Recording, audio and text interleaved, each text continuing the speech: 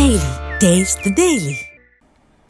తన వ్యాఖ్యలు వివాదాస్పదంగా మారిన వేళ ప్రముఖ సంగీత దర్శకుడు ఏఆర్ రెహమాన్ ఓ వీడియోను విడుదల చేశారు. భారతదేశం తనకు స్ఫూర్తి అని, భారత్ తన ఇల్లు టీచర్ అని తెలిపారు. తన వ్యాఖ్యల ఉద్దేశాన్ని తప్పుగా అర్థం చేసుకున్నారన్నారు. తన వ్యాఖ్యల ఉద్దేశం సంగీతానికి గౌరవం తగ్గడమేనని చెప్పారు. తాను ఎప్పుడూ బాధ పెట్టానని అనుకోలేదన్నారు. తన నిజాయితీని గుర్తిస్తానని ఆశిస్తున్నానని వ్యాఖ్యానించారు ఏఆర్ రెహమాన్.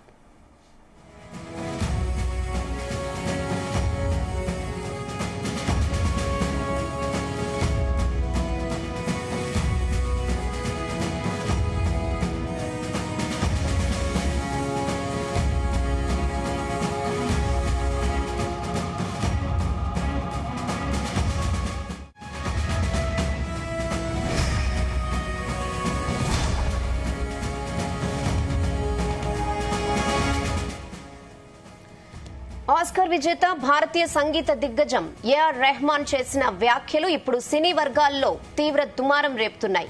గత కొన్నేళ్లుగా హిందీ చిత్ర పరిశ్రమలో తనకు అవకాశాలు తగ్గడానికి గల కారణాల గురించి ఇటీవల ఒక ఇంటర్వ్యూలో రెహమాన్ విశ్లేషిస్తూ 8 ఏళ్లుగా ఇండస్ట్రీలో పవర్ షిఫ్ట్ జరిగింది, క్రియేటివిటీ లేని వాళ్ల చేతుల్లోకి అధికారం వెళ్లింది, దీనికి మతపరమైన వివక్ష కూడా కారణమై ఉండొచ్చన్నారు.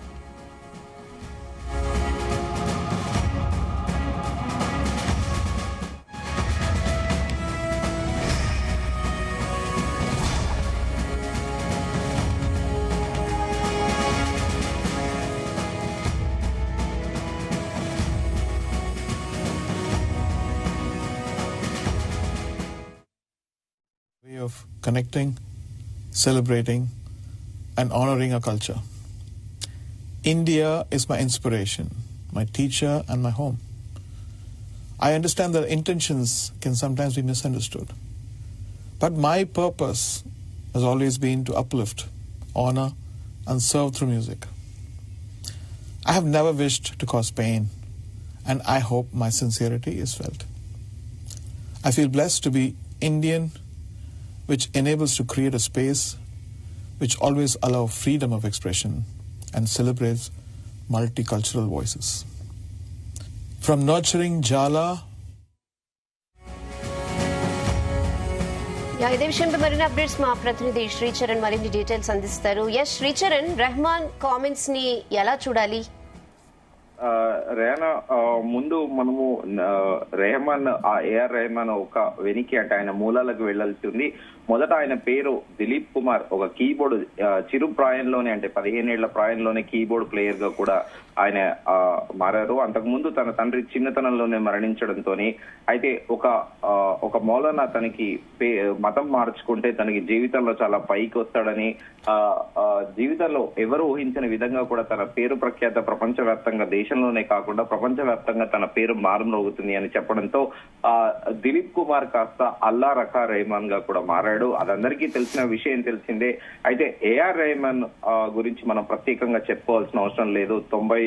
90 దశకంలో రోజా గాని, అలాగే పలు ప్రముఖ చిత్రాల్లో కూడా అటు శంకర్ డైరెక్షన్ దర్శకత్వంలో వచ్చిన చాలా మూవీలు, భారతీయుడు కానీ, అలాగే ఒకే ఒక్కడు కానీ, ఇలా చాలా మూవీస్ లో కూడా ఏఆర్ రెహమాన్ మ్యూజిక్ అంటే కూడా అందరూ అప్పట్లో యూత్ కానీ, అంటే ఇర్రెస్పెక్టివ్ ఆఫ్ ఏజ్ గ్రూప్స్ అందరూ, ఒక యూతే కాకుండా పెద్దవాళ్ళందరూ కూడా అటు కర్ణాటక మ్యూజిక్, లోక హిందుస్థానీ మ్యూజిక్ ని కలిపి, అలాగే వెస్టర్న్ మ్యూజిక్ ని కూడా జోడించి 90 దశకంలోనే భారతదేశానికి ఒక సరికొత్త ట్రెండ్ ని కూడా క్రియేట్ చేశారు. అంతకుముందు ఇళయరాజా కూడా ఆయన పూర్తిగా మెలోడియస్ మ్యూజిక్, ట్రెడిషనల్ మ్యూజిక్ తోనే కూడా ఆయన కంపోజ్ చేసేవారు. కానీ ఏఆర్ రెహమాన్ వచ్చాక కొత్త పుంతలు కూడా తొక్కించిన విషయం తెలిసిందే. అయితే ఏఆర్ రెహమాన్ ఇటీవల కాలంలో కూడా పలు వివాదాస్పద, ఆయన కొద్ది నెలల కిందట కూడా ఆయన భార్యకి విడాకులు ఇస్తున్నారని, తమ వైవాహిక బంధం ఇంకా ముగిసిందనేది కూడా సోషల్ మీడియాలో పోస్ట్ చేయడము, అనంతరం ఏం జరిగిందో తెలియదు కానీ ఇమీడియట్ గా తన డెసిషన్ ని వెనక్కి తీసుకోవడము, తమ బంధం ఎప్పుడు దృఢంగానే ఉంటుందని పేర్కోవడము, ఎన్నడూ లేని విధంగా, అంటే ఏఆర్ రెహమాన్ కి చెప్పాలంటే ఒక నాన్ కాంట్రవర్షియల్ పర్సన్ గా కూడా పేరుంది. అయితే ఏఆర్ రెహమాన్ కంపోజ్ చేసిన వందే మాతరం సాంగ్ కూడా ప్రముఖంగా కూడా బాగా ప్రాచుర్యమైంది. అంటే ఒక వెస్టర్న్ ఫోక్ మ్యూజిక్ తోని కంపోజ్ చేసిన సాంగ్ అప్పట్లో మొదట విమర్శలు వచ్చినా కూడా ఇప్పటికీ ఇండియాలో అటు రిపబ్లిక్ డే గానీ, ఇండిపెండెన్స్ డే గానీ, ఏదైనా మేజర్ ఈవెంట్స్ ఇండియాకి అంటే దేశానికి సంబంధించిన ఈవెంట్స్ ఉంటే ఖచ్చితంగా ఆ సాంగ్ అనేది కూడా వందే మాతరం ఆల్బమ్ ని కూడా ప్లే చేస్తూ ఉంటారు. అయితే ఇప్పుడు ప్రస్తుతం మరో వివాదంలో కూడా ఏఆర్ రెహమాన్ చిక్కుకున్నారు. ఎందుకంటే ఆయన ఆస్కార్ విజేత, అలాగే భారతీయ సంగీత దిగ్గజంగా కూడా పేరుగాంచారు.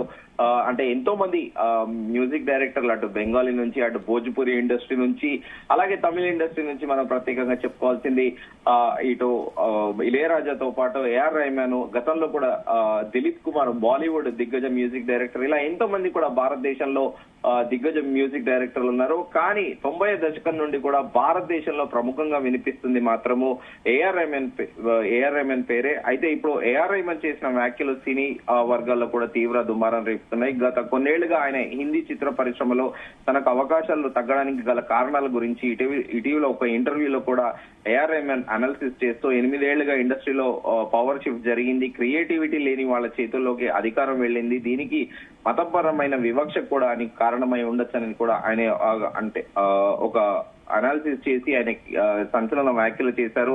అయితే రెహమాన్ చేసిన మత వివక్ష ఆరోపణలు చాలా మంది కూడా తప్పుపడుతున్నారు. ఏఆర్ రెహమాన్ నుంచి ఇలాంటి స్టేట్మెంట్ రావడం నమ్మలేకపోతున్నారని, అంతర్జాతీయ ప్రాజెక్ట్స్, విదేశీ కాన్సర్ట్స్, పెద్ద సినిమాలతో ఆయన బిజీగా ఉంటారనే ఉద్దేశంతో చాలా మంది నిర్మాతలు కూడా ఆయనను సంప్రదించలేకపోవచ్చని కూడా ఒక senior screen writer Javed Akhtar కూడా అన్నారు. అయితే యూజువల్ గా ఏఆర్ రెహమాన్ కి కూడా ఒక నానుడి ఉంది.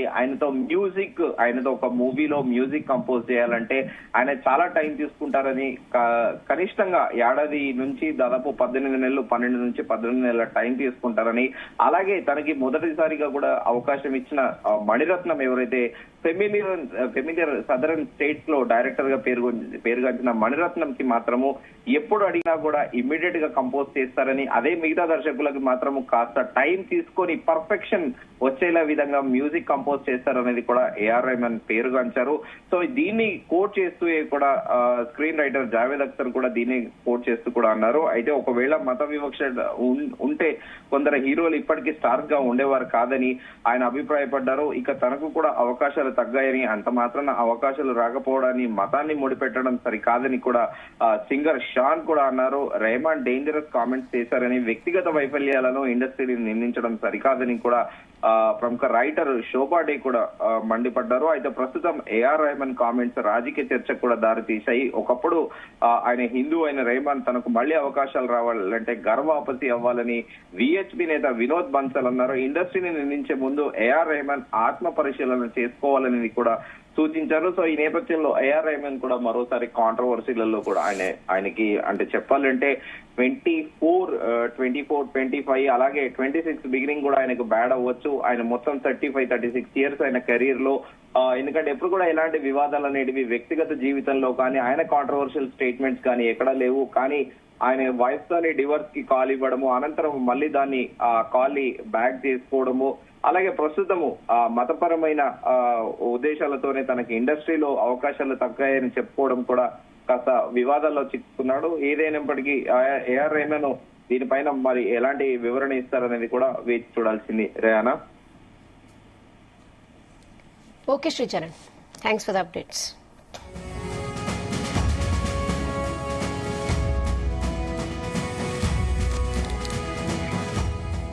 రెహమాన్ చేసిన మత వివక్ష ఆరోపణలను చాలా మంది తప్పుపడుతున్నారు. రెహమాన్ నుంచి ఇలాంటి స్టేట్మెంట్ రావడం నమ్మలేకపోతున్నామని, అంతర్జాతీయ ప్రాజెక్ట్స్, విదేశీ కాన్సర్ట్స్, పెద్ద సినిమాలతో ఆయన బిజీగా ఉంటారనే ఉద్దేశంతోనే చాలా మంది నిర్మాతలు ఆయన్ని సంప్రదించలేకపోవచ్చు అని senior screen writer Javed Akhtar అన్నారు.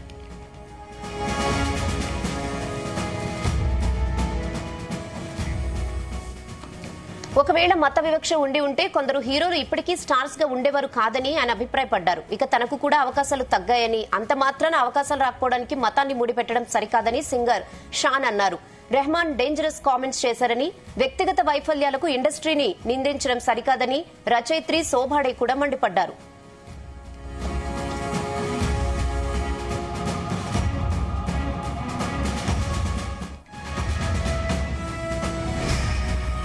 రెహమాన్ కామెంట్స్ రాజకీయ చర్చకు కూడా దారితీశాయి. ఒకప్పుడు హిందువైన రెహమాన్ తనకు మళ్లీ అవకాశాలు కావాలంటే ఘర్ వాపసి అవ్వాలని విహెచ్పి నేత వినోద్ బన్సల్ అన్నారు. ఇండస్ట్రీని నిందించే ముందు రెహమాన్ ఆత్మ పరిశీలన చేసుకోవాలని సూచించారు.